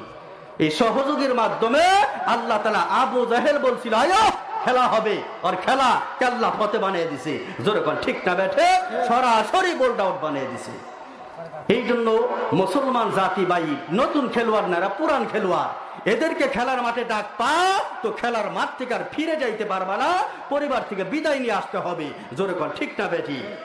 এই জন্য আল্লাহ তাদেরকে হেদায়েত দান করো, ক্ষমতা বৈধভাবে ব্যবহার করার তৌফিক দান করুন। জোরে কোন কথা ঠিক না বেঠি? মুসলমান ভাইরা রে আমার, ও দুনিয়ার মুসলমান, দুনিয়ার জমিনে ক্ষমতাশীলরা ক্ষমতার বাহাদুরি দেখায়, একটা বারো খেয়াল করে না আমার আল্লাহ যদি আমার ক্ষমতা ধরে টান দেয়, পৃথিবীর কেউ ক্ষমতা দিতে পারবে না। জোরে কোন ঠিক না বেঠিক? অসংখ্য মানুষ আছে যাদের ক্ষমতা আল্লাহ তাআলা এমন ভাবে নিয়েছে, তারা কোনোদিন কল্পনা করে নাই আমার হাত থেকে এইভাবে চেয়ারটা ছুটে যাবে। জোরে কোন ঠিক না বেঠিক? মুসলমান ভাইরা আমার, যাই হোক বলতেছিলাম, নমরুদের দরবারে হযরত ইব্রাহিমকে বলল, তোমাকে সব কিছু দেওয়া হবে, কোনো সমস্যা নাই, সত্য হলো আমি যা বলবো সেই অনুযায়ী কাজ করতে হবে। তোমার ডাউলের মালিক আমি, তোমার চাউলের মালিক আমি, আমাকে রাজ্জাক বলতে হবে, আমাকে রব বলতে হবে, আমাকে আল্লাহ বলতে হবে। জোরে কোন নাউযুবিল্লাহ। হযরত ইব্রাহিম পয়গম্বর নমরুদকে ডাক দিয়ে বলল, নমরুদ, না খেয়ে জীবন দিতে পারি, না খেয়ে জীবন দিতে পারি, তারপরেও আমি কোনোদিন তোমাকে রব বলে স্বীকার করব না। জোরে কোন মারহাবা। জীবন দিয়ে দিতে পারি, এই রিজিকের মালিক আমার আল্লাহ, হায়াতের মালিক আল্লাহ, সবকিছু বলে মানতে পারবো না। সুবহানাল্লাহ। আসলে হায়াতের মালিক কে? জোরে কোন হায়াতের মালিক কে? আমাদের এই জমিনের মালিক কে? রিজিকের মালিক কে? মুসলমান ভাইরা রে আমার, আমাদের সন্তানের মালিক কে? আমরা যে সন্তান চাই, আল্লাহ ছাড়া যে আমরা বাবার কাছে চাই, তাহলে মালিক আমরা কাকে মানলাম? আমাদের সন্তান দেওয়ার মালিক কে ভাই? এই সন্তান দেওয়ার মালিকও আমরা, আল্লাহ। তারপরেও সমস্যা হলো, দেখা যায় আমরা আল্লাহর কাছে এগুলো না চেয়ে আমরা রিজিক চাই অন্যজনের কাছে, বাবার কাছে। বাবা, সংসারের অবস্থা ভালো না বাবা, বাবা সন্তানের প্রয়োজন, নিঃসন্তান আমি। মনে হয় যেন বাবাই সন্তানের কারখানা খুলছে, ঠিক না বেঠিক? বাবাই আবার ডাকে, সন্তানের অভাব, আসো আমাদের দরবারে। রিজিকের অভাব, সংসারের অভাব, আসো আমার দরবারে। টাকা কারে কই দেখবা, অথচ বাবাই খায় পরের টাকা। জোরে কোন ঠিক না বেঠিক? সন্তানের অভাব, আসো আমার কাছে, সন্তানের ব্যবস্থা হয়ে যাবে। মনে হয় যেন সন্তানের কারখানা বাবার কাছে, বাবার নিজের সন্তান আছে কিনা সেই খবর নাই, মুরিদদেরকে সন্তান দিবে। কই আসো, সন্তানের অভাব ভুগতেছো, আসো আমাদের দরবারে, সন্তানের ব্যবস্থা হয়ে যাবে। আমরাও বোকার মতো সন্তান চাওয়ার জন্য বাবার কাছে যাই। জোরে কর ঠিক না বেটি? বড় বড় দাড়ি দেখি আর মাথায় লম্বা টুপি দেখি, মনে করি যে বাবা কামেল কর। মুসলমান ভাইরা রে আমার, লেবাস দেখলেই পাগল হওয়া যাবে না। পীর এটা অত্যন্ত ভালো কাজ, পীর মুরিদি ভালো কাজ। সমস্যা হলো বেজাল ঢুকে গেছে এখানে, সবচাইতে বেশি বেজাল ঢুকছে হলো পীর মুরিদের ভিতরে। জোরে কোন ঠিক না বেটি? এখানে সবচাইতে পাগল হয়েছে আমাদের পুরুষ ভাইয়ের চাইতে, সবচাইতে বেশি পাগল হলো আমাদের মা জাতিরা। জোরে কোন ঠিক না বেটি? এ আমাদের মা বোনেরা যদি পীরের কথা শুনে পাগল হয়ে যায়, পীরের দরবারে যাওয়ার জন্য পাগল হয়ে যায়, মা বোনদেরকে বোঝানো যায় না কেন আপনারা বাবার দরবারে যাবেন। অসংখ্য মায়েদের জীবনী আমরা দেখি, বাবার কাছে ইজ্জত নিয়ে গেছে, ইজ্জত নিয়ে বাড়িতে ফিরতে পারে না। জোরে কোন ঠিক না বেটি? মায়েরা সন্তান আনার জন্য বাবার কাছে গেছে। মুসলমান ভাইরা রে আমার, সন্তান কিভাবে বাবা দিবে বুঝেন না? সবকিছু তো বোঝায় বলা যায় না। এখন মা বাড়িতে আসার পর না স্বামীর কাছে বলতে পারে দুঃখের কথা, না ভাইয়ের কাছে বলতে পারে, কারো কাছে বলতে পারে না। নীরবে শুধু যন্ত্রণা সহ্য করে যে সন্তান আনতে গেলাম, এইভাবে সন্তান দেয়, এইটা তো কল্পনা করি নাই। জোরে কোন ঠিক না বেটি? মুসলমান ভাইরা রে আমার, পীরের নাম শুনলে, বাবার নাম শুনলে সমাজের মা বোনরা এত পাগল হয়ে যায়, অনেক পুরুষেরা যেতে চায় না, তাকে এমন ভাবে রাজি করায়, সন্তান হয় না। কত ওষুধ খাইতেছি, শুনলাম অমুক দরবারে বাবার কাছে গেলে একটু পানি পড়া খাইলে সন্তান হয়। ওগো চলো না বাবার কাছে যাই, সন্তান ছাড়া ভালো লাগে না। কত আমার বান্ধবীরা কত সন্তান নিয়ে ঘুরে, একটা সন্তান আমার কি দরকার, চলো না বাবার কাছে যাই। জোরে কোন ঠিক না বেটি? স্বামী রাজি না হইল এমন ভাবে বলে, কথাবার্তা বন্ধ করে দেয়। তুমি যদি ওই দরবারে না নিয়ে যাও, তোমার সাথে কোনো কথা নাই, এমন ভাবে আড়ি ধরে না নিয়ে পারে না। তো নিজের বউটা বাবার কাছে দেওয়ার পর ইজ্জত নিয়ে বউ আর বাড়িতে ফিরতে পারে না। যেরকম ঠিক না বেটি? লজ্জায় ওই বউ বলতেও পারে না। এখন যদি স্বামীর কাছে বলি, স্বামী আমার পীর, তোমার পীর, যেই পীরের প্রশংসা শুনলাম, পীরের দরবার থেকে আমার সাথে এই ব্যবহার করা হয়েছে, এই স্বামী তোমার ঘরে রাখবে না। যেরকম ঠিক না বেটি? এই ভয়ে অসংখ্য নারীরা আছে যারা স্বামীর কাছে বলতেও পারে না। যেরকম ঠিক না বেটি? এই জন্য এখানে যারা মা বোনেরা আছে, মেহেরবানি করে করো জন্য অনুরোধ করব, আপনারা শুধু পীর দেখলেই পাগল হবেন না। হক্কানি পীর যারা আছে এরা কোনো দিন মহিলাদের সাথে দেখা করবে না। যেরকম ঠিক না বেটি? মহিলাদেরকে তারা আসতেও নিষেধ করে, স্বামীদেরকে আমল দিবে, এরা ঘরে গিয়ে বাতলাবে। এইটা হলো নিয়ম। স্বামীরা পীরের কাছ থেকে আমল নিবে, ঘরে গিয়ে বলবে যে পীর সাহেব হুজুর এইভাবে চলতে বলছে। এইটা হলো ইসলামী নিজাম। আর এখন একই সাথে উঠা বসা, মহিলা না গেলে অনেক পীরের দরবার জমেই না। ঠিক না বেঠি? প্রত্যেকটা পীরের বাড়িতে যাওয়ার পরে দেখবে ওখানে 10 জন যদি পুরুষ থাকে, তার 100 জন হলো নারী। এমন ভাবে উঠা বসা আর নাচা নাচি, লাফালাফি, এইটাও নাকি আবার ধর্মীয় অনুষ্ঠান, ধর্মীয় মজমা মাথায় ধরেন আমাদের। এই জন্য মা বোনদেরকে হুঁশিয়ার করে বলে যায়, আপনাদের পীরের দরবারে যাওয়া দরকার নাই, আপনার স্বামী হলো সবচাইতে বড় পীর। আপনার স্বামীর কাছে বলবেন যে আমার এই আমলের দরকার, মসজিদের হুজুরের কাছ থেকে জিজ্ঞেস করে তোমার সমস্যার সমাধান করবে। পিশাব থাকলে তার কাছ থেকে জিজ্ঞেস করে ঘরে এনে তোমাকে আমল দিয়ে দিবে। সাবধান, পীরের দরবারে গিয়ে নিজের ইজ্জতটা তোমরা নষ্ট করো না। যেরকম ঠিক না বেঠি? আবার ওরা গান গায়, মনের পর্দা বড় পর্দা, মনের পর্দা বড় পর্দা লাগে না বাহিরে, গাজা খুরই চরবাদার দর্শন কি বলে রে। যেরকম ঠিক না বেঠি? ওরা আবার কয় জিকির চলতেছে বাতি বন্ধ কর। কারণ এক মজমার ভিতরে নারী পুরুষ যদি থাকি, বাতি বন্ধ করে জিকির করলে ওই জিকির কার উপরে কেরা যায় তার কোনো হদিস আছে ভাই? মনের পর্দা বড় পর্দা লাগে না বাহিরে, গাজা খুরাই চরবাদার দর্শন কি বলে রে। যেরকম ঠিক না বেঠি?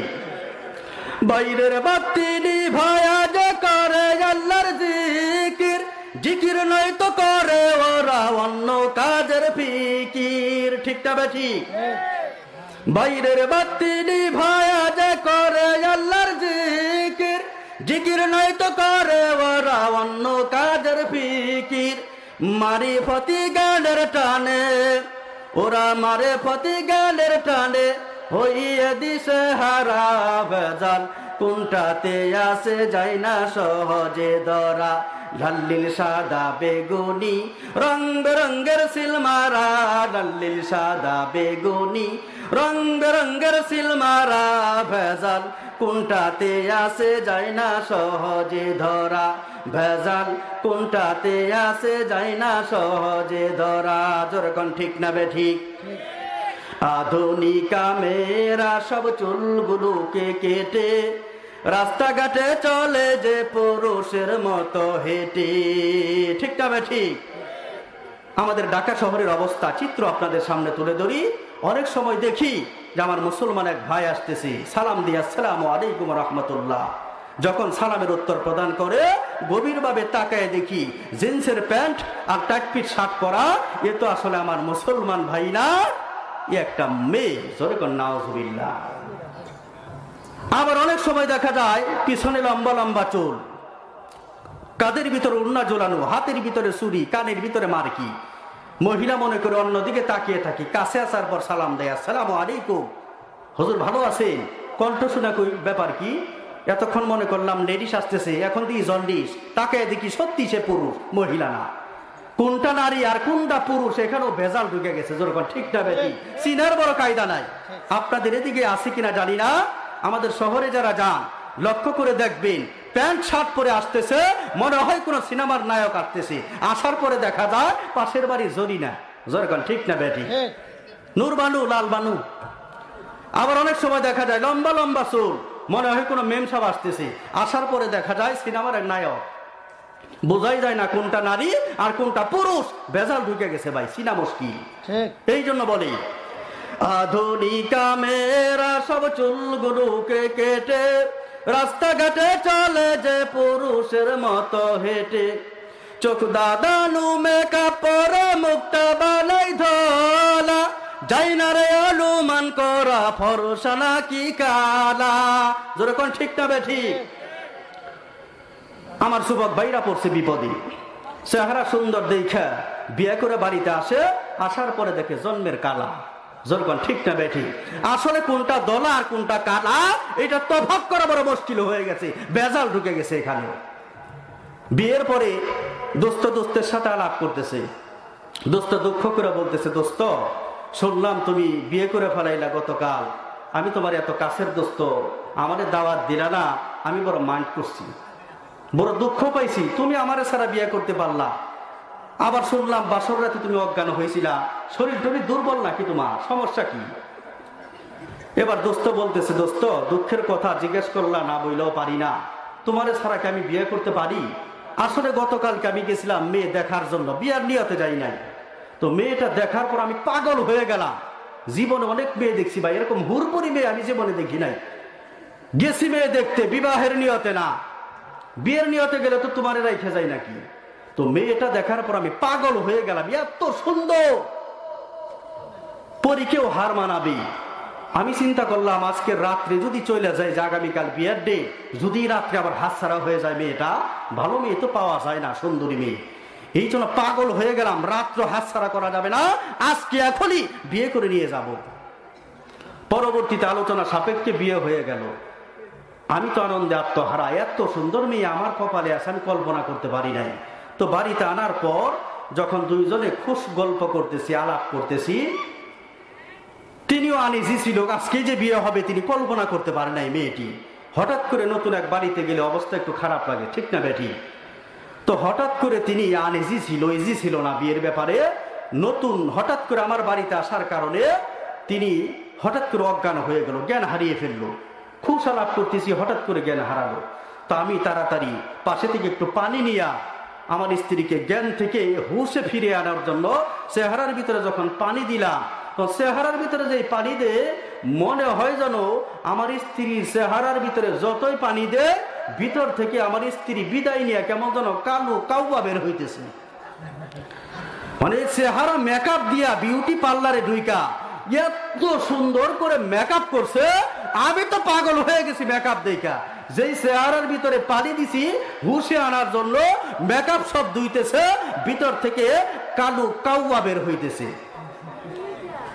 এই চেহারা দেখার পর ভাই আমি কি আর হুশে ফিরে থাকতে পারি? স্ত্রীর এই চেহারা দেখে চিন্তা করলাম জীবনে বড় একটা ধরা খাইলাম। পাগল হয়ে তাড়াহুড়া করে বিয়ে করলাম, একটাবার খেয়াল করলাম না এই ধলা, এই ফর্সা অরিজিনাল না 2 নম্বর বেজাল। আমি খেয়াল না করে বিয়ে করে বাড়িতে আনলাম, জীবনে একটা ধরা খাইলাম। এই কথা চিন্তা করে আমি অজ্ঞান হয়ে গেছি বউয়ের কালো চেহারা দেখা। জোরে কোন ঠিক না বেঠি? আমার যুবক ভাইরা বিপদে পড়ছে এখন, কোনটা ধলা কোনটা কালা, এখানেও বেজাল ঢুকে গেছে। জন্মের কালা, বিউটি পার্লার থেকে বের হওয়ার পরে মনে হয় সে বিশ্ব সুন্দরী, ঠিক না বেঠি? এই জন্য বলি চোখ দাদানু মেকআপ পরে মুখটা বানাই ধলা, যাই না রে অনুমান করা ফরসা নাকি কালা। জীবন সঙ্গী দেখা নিও ও ভাই, জীবন সঙ্গী দেখা নিও, খাইও না সে থাই ধরা ভেজাল, কোনটাতে আসে যাই না সহজে ধরা। লাল্লিল সাদা বেগুনি রং বেরঙ্গের সিলমারা, লাল্লিল সাদা বেগুনি রং বেরঙ্গের সিলমারা ভেজাল, কোনটাতে আসে যায় না সহজে ধরা। জোরে কোন ঠিক না বেঠি? এই জন্য ভাই সন্তান দেওয়ার মালিক হলো আল্লাহ, বাবা না। জোরে কোন ঠিক না বেঠি? বাবার নাম শুনলেই পাগল হওয়া যাবে না। রিজিকের মালিক আমার আল্লাহ, দুনিয়ার অন্য কেউ না। হযরত ইব্রাহিম বলল তোমাকে আমি কোনোদিন রাজ্জাক বলতে পারবো না, হায়াতের মালিক মউতের মালিক সবকিছুর মালিক বলতে পারবো না। প্রয়োজনে না খেয়ে জীবন দেব, তারপরও আল্লাহর ঈমান থেকে বিচ্যুত হব না। হযরতে ইব্রাহিমকে নমরুদ ডাক দিয়ে বলল যে আল্লাহর জন্য তুমি এত পাগল, সেই আল্লাহর কি ক্ষমতা আছে? জোরে কোন নাউজুবিল্লাহ। কি এমন ক্ষমতা আছে যে ক্ষমতাটা আমার ভিতরে নাই? হযরত ইব্রাহিম বলে আমার আল্লাহ রব্বুল আলামিনের ক্ষমতা হলো তিনি হায়াত এবং মউতের মালিক। জোরে কোন সুবহানাল্লাহ। নমরুদ কয় আমারও তো এমন ক্ষমতা আছে। 2 জন কয়েদি জেলখানা থেকে ডাক দিয়ে আনার পর একজনের নাউজুবিল্লাহ।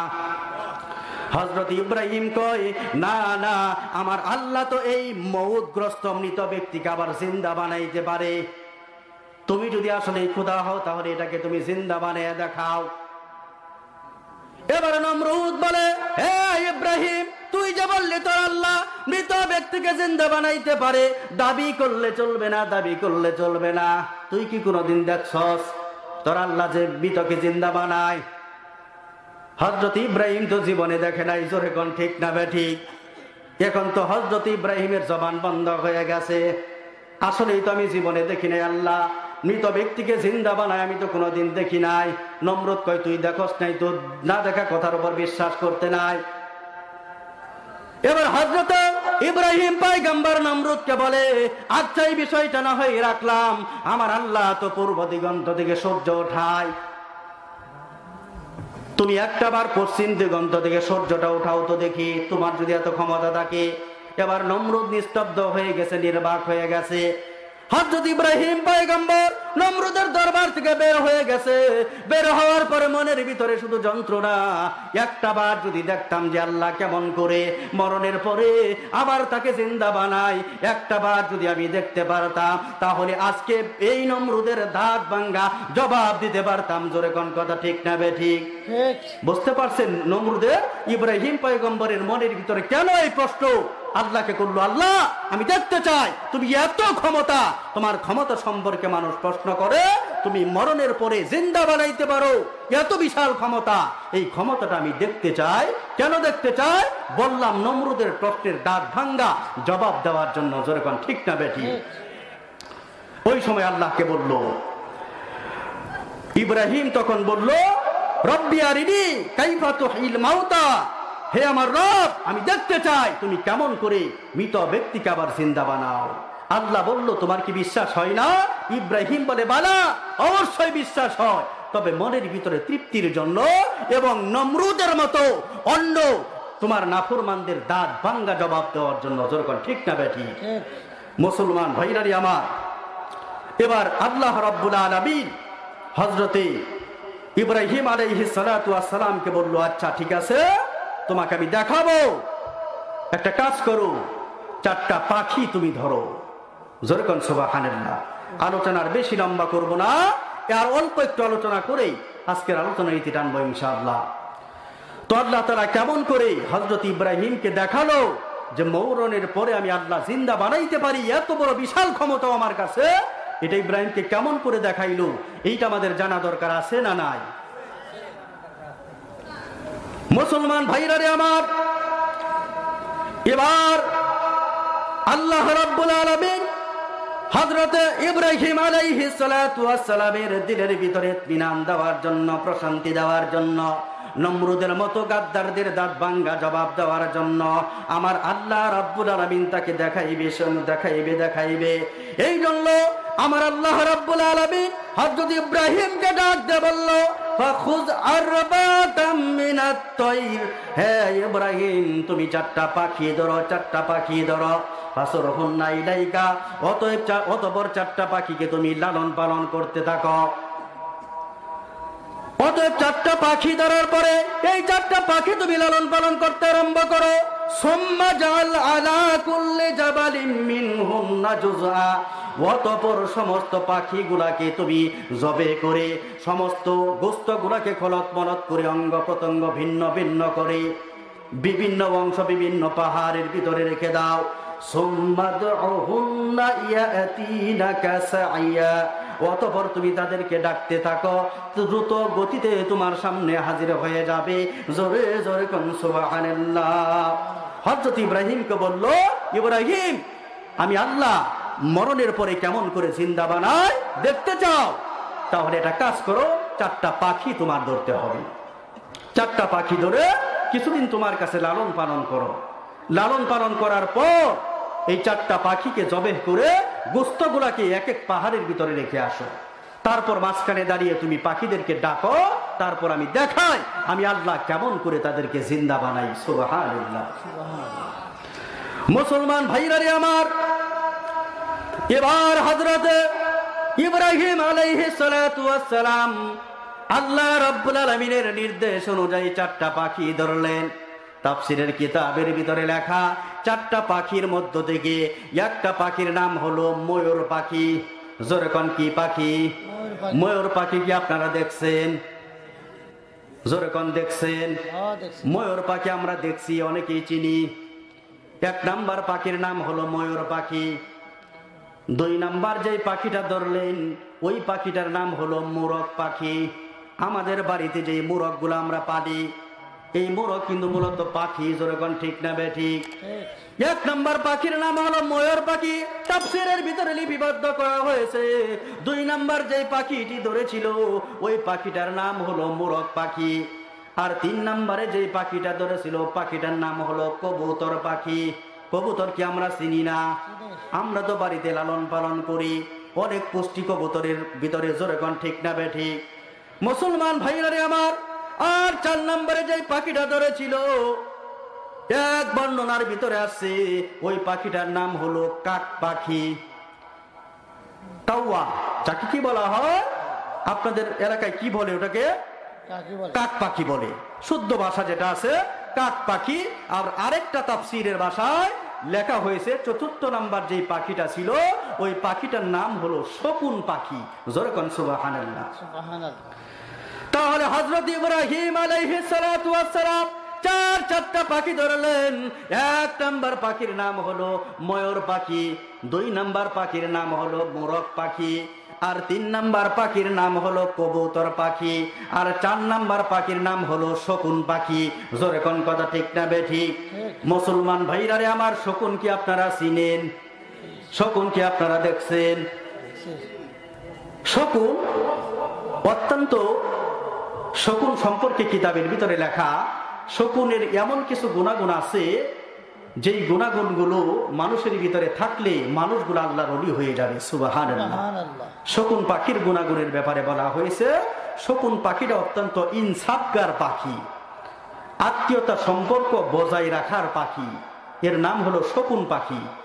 ইনসাফকে বড় ভালোবাসে তিনি, বেইনসাফিকে বড় অপছন্দ করে। যার কারণে দেখবেন কোন এলাকায় যদি কোনো গরু মারা যায়, ওই জায়গার ভিতরে কোন জায়গা থেকে যে এত শকুন আসে আমরা কল্পনা করতে পারি না, ঠিক না বেঠি? তার মানে যদি শকুন না আসে, যদি কুকুর আসে, এই কুকুর হলো বেইনসাফি। একটা গরু উকে ওর মতো ২০ জনও খাইতে পারবে না, তারপরও যদি আরেকটা কুকুর আসে তাকে কাছে ভিড়তে দেয় না। যখন ঠিক না বেঠি? আপনারা খেয়াল করে দেখছেন, গরু মোরা একটা কুকুর খাইতেছে, ভিন্ন এলাকার একটা কুকুর আসলে তার কি দাওয়াত দিয়ে কাছে আনে না, তারাই এলাকা সারা করে দিয়েছে। যখন ঠিক না বেঠি? কেউ কেউ কেউ কেউ করতে করতে বকতে বকতে এলাকা সারা করে। আমার এলাকায় আসছো, জানোটা এই এলাকায় আমার ক্ষমতা চলে, আমার এরিয়ায় এসো, বকতে বকতে অন্য এলাকায় পাঠিয়ে দেয়। যেরকম ঠিক না বেঠি? ও বকতে বকতে চলে যায়, আমার এলাকায় যাস, আমার এলাকায় গরু মরলে তোরে দেখাই দিব। কেমন হিংসা এই কুকুরের ভিতরে! গরু খাইতে পারবে না একা, 50টা একসাথে খাইলেও খাইতে পারবে না, তারপর আরেকটা কুকুর আসতে দিবে না। ইনসাফ নাই তার ভিতরে, ঠিক না বেঠি? অপচয় করে, তারপরও অন্য কুকুরকে ভিড়তে দেয় না। এই জন্য রাসূল বলেছে আর দুনিয়া উজিফাতুন ওয়া তালিবুহা কিলাব, দুনিয়া হলো মরা জানোয়ারের মতো, আর যারা এই মরা জানোয়ারের পিছনে ঘুরে এরা হলো কুকুরের মতো। মুসলমান ভাইরারে আমার, দুনিয়াদারকে যতই দুনিয়া দিবেন ওর তৃপ্তি বিটে না, ও মনে করে সব আমার একাই লাগবে। যেরকম ঠিক না বেঠি? কুকুরের অভ্যাসের মতো, যত আরে 5টা গরু যদি মরে তাও মনে করে 5টা গরু আমার একাই লাগবে। যেরকম ঠিক না বেঠি?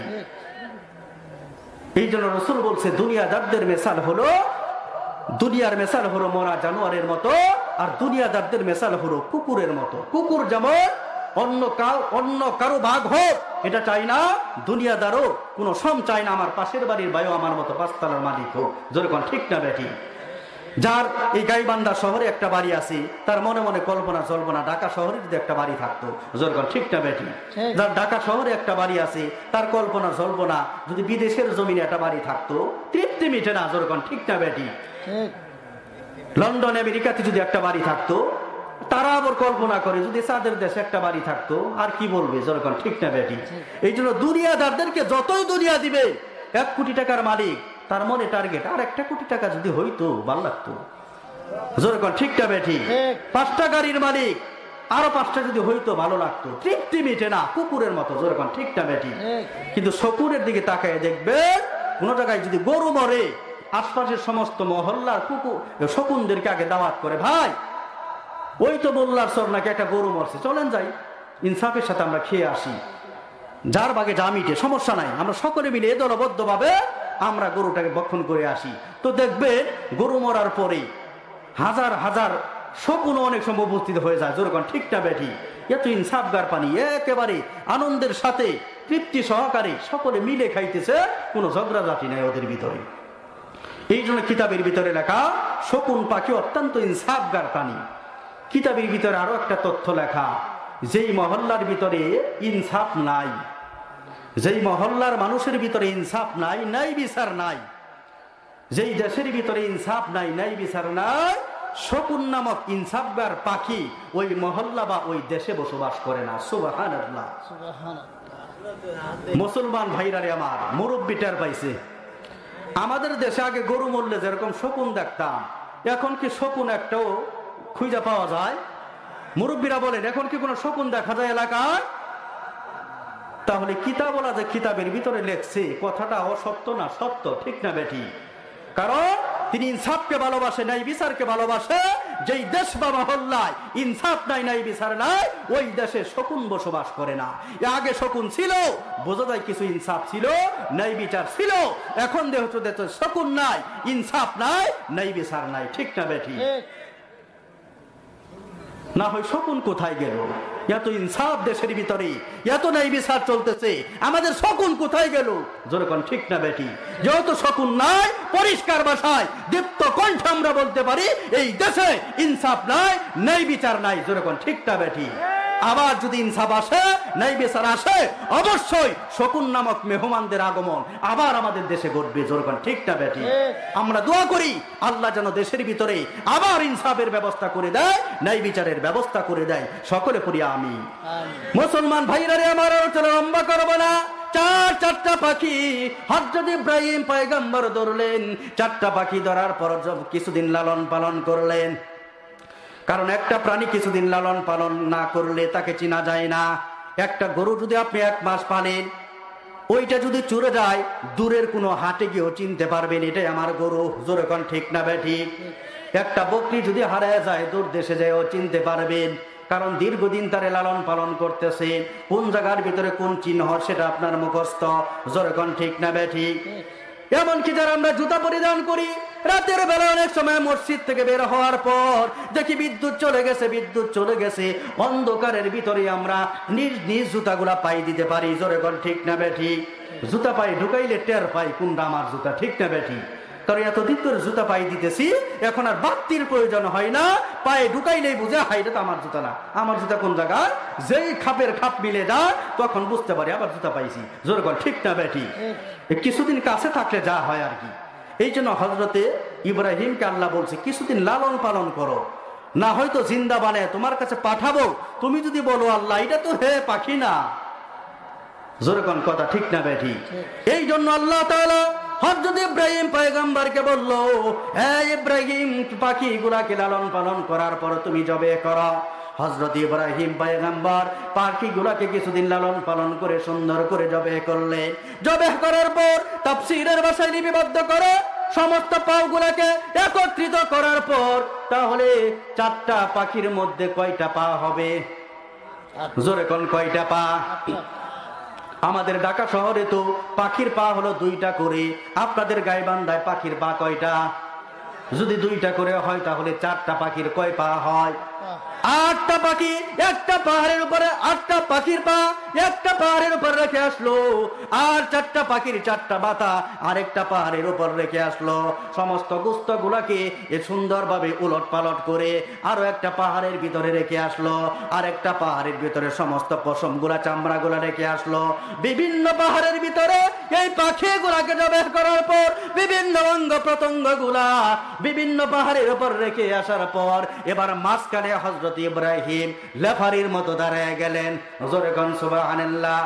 ফুটবল খেলার মাঝখানে একজন লেফারি দাঁড়ায়, জোরে কোন ঠিক না বেঠিক? খেলাকে পরিচালনা করার জন্য এবার হযরত ইব্রাহিম লেফারির দায়িত্ব পালন করতেছে, আল্লাহর কুদরতি খেলা দেখবে। মুসলমান ভাইরা আমার, মাঝখানে দাঁড়ানোর পর আল্লাহ যে কত বড় ক্ষমতার মালিক, আল্লাহ যে কত বড় ক্ষমতার মালিক সূরা বাকারার অন্যত্র বর্ণনা করেছে, ইন্নাল্লাহা আলা কুল্লি শাইইন কাদির। আমার আল্লাহ সমস্ত ক্ষমতার মালিক, সমস্ত ক্ষমতার মালিক। এই জন্য যারা ক্ষমতার বড়াই করো, একটাবার খেয়াল করো, তোমার ক্ষমতার মালিক আমার আল্লাহ। আল্লাহর সাথে নাফরমানি করো, যেই ক্ষমতার অপব্যবহার করো, যেই আল্লাহ তাআলা তোমাকে ক্ষমতার চেয়ারের ভিতরে বসাইছে, ওই চেয়ারটা আল্লাহ তাআলা তোমার কাছ থেকে নিয়া অন্য আরেকজনের নিচেও দিতে পারে, জোরে কোন কথা ঠিক না বেঠিক? মুসলমান ভাইরা রে আমার, এই জন্য বলা হয়েছে হযরত ইব্রাহিম আলাইহিস সালাতু ওয়াস সালাম আল্লাহর কুদরতি খেলার লেফারির দায়িত্ব পালন করতেছে। মাঝখানে দাঁড়ানোর পর ময়ূরকে লক্ষ্য করে ডাক দিয়ে বলল, আয় রে আয় ময়ূর, আমার কাছে আয়, আল্লাহর হুকুমে জিন্দা হইয়া আমার সামনে আয়, জোরে জোরে কোন সুবহানাল্লাহ। ময়ূরকে ডাকলো, ময়ূর আয় আমার সামনে আয়, আল্লাহর হুকুমে জিন্দা হয়ে আমার সামনে আয়। এবার হযরত ইব্রাহিম আলাইহিস সালাতু ওয়াস সালাম লক্ষ্য করে দেখলেন এক পাহাড় থেকে দুইটা পা তার সামনে এসে উপস্থিত হয়ে গেল, আরেকটা পাহাড় থেকে মাথা এসে উপস্থিত হলো, আরেকটা পাহাড় থেকে অঙ্গ প্রত্যঙ্গ এসে উপস্থিত হলো। পরবর্তীতে সমস্ত চামড়া পশমগুলো এসে উপস্থিত হয়ে হযরত ইব্রাহিমের সামনে আগের মতো সেই জিন্দা ময়ূর হয়ে গেল। জোরে জোরে কোন মারহাবা।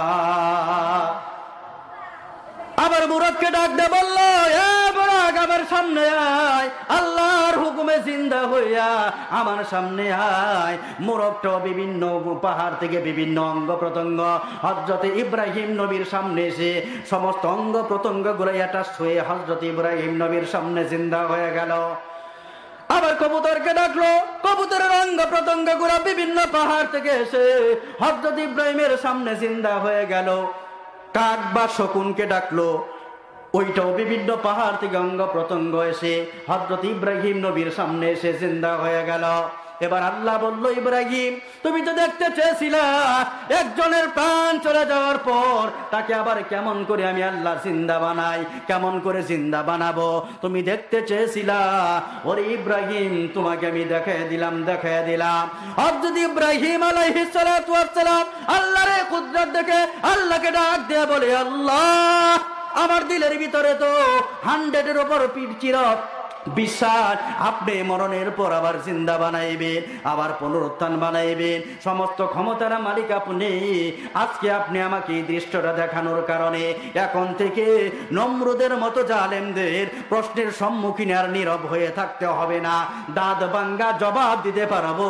জোরে জোরে কোন মারহাবা। মুসলমান ভাইরারে আমার, তাহলে সমস্ত ক্ষমতার মালিক আসমানের মালিক আল্লাহ। জোরে কোন ঠিক না বেঠি? এমনকি হায়াত মউতের মালিকও কার হাতে? দুনিয়ার কিসের ক্ষমতা নিয়ে এত বাহাদুরি? একটা মানুষ বাহাদুরি করে দুনিয়াতে বেঁচে থাকো, তখন বুঝবো তোমার ক্ষমতার পাওয়ার আছে। তোমার এত ক্ষমতার পাওয়ার, তোমার ক্ষমতা প্রয়োগ করে দেখি না তোমার একটা সেকেন্ড হায়াত তুমি বাড়াইতে পারো কিনা। তুমি নিজের জীবনটাই যদি তুমি দুনিয়াতে টিকাইতে না পারো, কিসের তোমার ক্ষমতা আল্লাহর ক্ষমতার সামনে? আমার আল্লাহ মরণের পর আবার জিন্দা বানাইতে পারে, সমস্ত ক্ষমতার মালিক হলো আমার আল্লাহর হাতে। জোরগান ঠিক না বেটি? মুসলমান ভাইরারে আমার, এখন আল্লাহ যে মরণের পর জিন্দা বানাইতে পারবে এই ব্যাপারে আমাদের কারো সন্দেহ আছে? এই ক্ষমতা যে আল্লাহর হাতে আছে এই ব্যাপারে কারো সন্দেহ আছে? এখন যদি আমাদেরকে কেউ বলে তোমার আল্লাহ যে মরণের পর জিন্দা বানাইবে তুমি কোনোদিন দেখছো? আমরা বলবো হ্যাঁ দেখছি। জোরগান ঠিক না বেটি? কেন দেখছি? কারণ আমাদের বাবা যেহেতু দেখছি, বাবাই দেখলে আর সন্তানদের দেখার প্রয়োজন হয় না। হযরত ইব্রাহিম হলো আমাদের জাতির পিতা। জোরগান ঠিক না বেটি? মুসলমান জাতির পিতার নাম হলো হযরত ইব্রাহিম। আমাদের বাবাই যেটা সচক্ষে দেখছে, আমরা সন্তানরা সেটা সচক্ষেই দেখছি। জোরগান ঠিক না বেটি? আমাদের দেখার আর প্রয়োজন নাই। এই জন্য আমাদেরকে যদি এই নমরুদের মতো কেউ প্রশ্ন করে, আমরা তার দাঁত ভাঙ্গা জবাব দেব, হ্যাঁ অবশ্যই আমরা দেখেছি আল্লাহ মৃত ব্যক্তিকে আবার জিন্দা বানাইতে পারে। কারণ বাবাই দেখলে আর সন্তানদের দেখার প্রয়োজন হয় না। জোরে কোন ঠিক না বেঠি? মুসলমান ভাইরারে আমার, এই জন্য আল্লাহ তাআলার ক্ষমতা এত বেশি থাকার পরেও আজকে আমরা আযান শুনলে মসজিদে যেতে পারি না, দ্বীনি মাহফিল হলে মাজমায় আসতে পারি না, দ্বীনি মাজমার ইন্তজাম করলে আমরা ধৈর্য সহকারে সেটা মেনেও নিতে পারি না। একটাই সমস্যা, আসমানের মালিক আল্লাহর ক্ষমতা সম্পর্কে আমাদের জানা নাই। আমরা যে হাত দিয়ে দ্বীনি মাজমাগুলা বাধা প্রদান করলাম, এই হাত আল্লাহ লোলা বানায়া আমারে বসায় রাখতে পারে। ঠিক না বেঠি? যেই পা দিয়ে আমরা বাধা প্রদান করলাম, এই পাটা লোলা বানায় আল্লাহ ঘরে বেডের ভিতরে শোয়াইলে শোয়াইতে পারে। সব ক্ষমতা আল্লাহর কাছে আছে। এমন একটা ভয় যদি আমাদের দিলের ভিতরে থাকতো, রমজান মাসে আমরা ইবাদত শূন্য থাকতে পারতাম না। যাকাতের সময় আসলে যাকাত না দিয়ে যাকাতের অবৈধ টাকাগুলো আমরা ভক্ষণ করতে পারতাম না। মসজিদে মুয়াজ্জিন আযান দিলে আমরা কেউ বাড়িতে বন্ধু বান্ধবের আড্ডায় চার হোস্টেলে আমরা বসে থাকতে পারতাম না। যখন ঠিকটা ব্যাঠি? তাহলে সব কথার এক কথা হলো, আমার আল্লাহ তাআলা আমাদেরকে অযথা বানাই নাই, অনর্থক বানাই নাই। ওয়া মা খালাকতুল জিন্না ওয়াল ইনসা ইল্লা লিয়াবুদুন। আমাদেরকে বানিয়েছে একমাত্র আল্লাহর গোলামি করার জন্য, তার ইবাদত করার জন্য। আর আল্লাহর হুকুম আমরা পালন করতে পারি না কেন? মালিকের ভয়, ইবাদতের মালিকের ভয় আমাদের দিলের ভিতরে নাই। আর দিলের ভিতরে না থাকার কারণ হলো মালিকের ক্ষমতা সম্পর্কে, মালিকের পাওয়ার সম্পর্কে আমাদের দিলের ভিতরে কোনো ধারণা নাই। যেরকম ঠিক না বেঠি? আমার আল্লাহ যেরকম রহমান, ওই রকম কহার, অত্যন্ত শক্ত। আল্লাহ ধরে না, ধরলে কিন্তু ছাড়ে না। ঠিক না বেঠি? আমার আল্লাহ ধরে না, ধরলে কিন্তু ছাড়ে না। এই জন্য মুসলমান ভাইরারে, আমরা যতদিন বেঁচে থাকবো আল্লাহর ক্ষমতা সম্পর্কে আমরা আইডিয়া নিয়ে, আল্লাহর ক্ষমতা সম্পর্কে ধারণা নিয়ে, আল্লাহর শাস্তি সম্পর্কে ধারণা নিয়ে আমাদের দিলের ভিতরে আল্লাহ প্রসঙ্গে ভয় তৈরি করে আমরা আল্লাহর ইবাদতে মগ্ন থাকবো। পারবো না সবাই ইনশাআল্লাহ?